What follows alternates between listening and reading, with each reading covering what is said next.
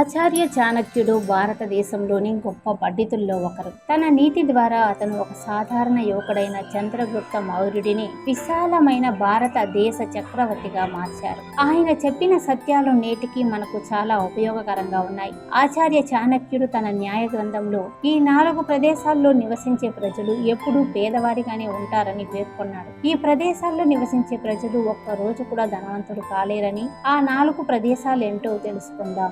ఆచార్య చాణక్యుడి ప్రకారం ఉపాధి లేని ప్రదేశంలో నివసించే ప్రజలు ఎప్పుడూ పేదవారిగానే ఉండిపోతారు. ఎందుకంటే అక్కడ ఆదాయం సంపాదించడానికి ఖచ్చితమైన మార్గం లేదు. అలాంటి ప్రదేశంలో నివసించే ప్రజలు చిన్న చిన్న పనులు చేసుకుంటూ జీవనం సాగిస్తారు. వారు తమ జీవితాలను పేదరికంలోనే గడుపుతారు. ఎప్పుడూ పురోగతి గురించి ఆలోచించరు. అలాగే బంధువులు లేని ప్రదేశంలో నివసించే వారు కూడా ముందుకు సాగలేరు. బంధువులు ఉన్న ప్రదేశాల్లో ఎల్లప్పుడూ ఆనందం వెళ్లి విరుస్తుంది. బంధువులు లేని ప్రదేశాల్లో నివసించే వ్యక్తులు తమ జీవితాన్ని తక్కువ స్థితిలో ప్రారంభించి చివరికి అదే స్థితికి చేరుకుంటారు. అలాంటి ప్రదేశంలో నివసించడం నరకంలో నివసించడానికి సమానం అంటున్నారు చాణక్య. కాబట్టి పురోగతి సాధించాలి అనుకునే వారు అలాంటి ప్రదేశాన్ని వెంటనే వదిలి వెళ్ళాలి. ఇంకా చదువుకోవడానికి పాఠశాల లేదా గురుకులాలు లేని ప్రదేశాల్లో నివసించే ప్రజలు ఎప్పటికీ ముందుకు సాగలేరు. ప్రత్యేక విద్యా సంస్థలు లేని ప్రదేశాల్లో నివసించకూడదు అంటున్నారు చాణక్యులు. విద్య లేకుండా జీవించే వారు ఎల్లప్పుడూ పేదవారే.